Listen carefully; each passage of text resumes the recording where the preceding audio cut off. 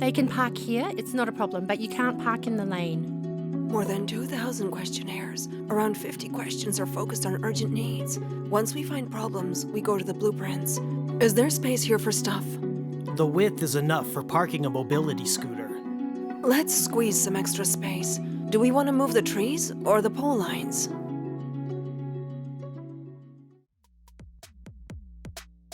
I'm against installing an elevator. I agree, I'm on the second floor. Dealing with the residents can be really difficult and frustrating. We want to install outdoor elevators for the old buildings that extend 4 meters. There will also be a 1.5 meter footway and 4 meter car lane. We will have to remove some trees in front of the buildings. We see it as a reasonable trade-off, but for some residents, the costs outweigh the benefits.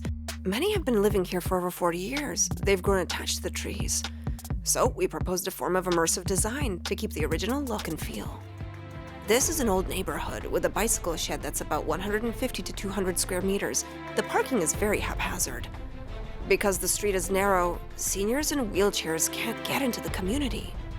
We ride along with residents to see how they come in from the train stations or grocery stores so we can find ideal parking spots for them when they come back with goods. Big spaces can be divided into smaller spaces. We go along with what people need. After we rebuilt the shed, we transformed what was left of the space into a produce market, a hair salon, a tailor shop, and a cake shop. We fit noodle machines in spaces that are only 3 to 4 square meters. Now, noodles can be made within 2 minutes. Everyone here knows this.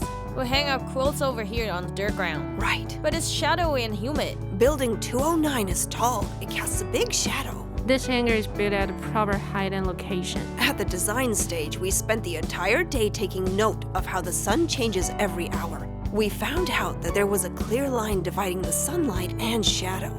We propped up hangars in areas that receive the most sunlight. People can hang out in the shaded areas.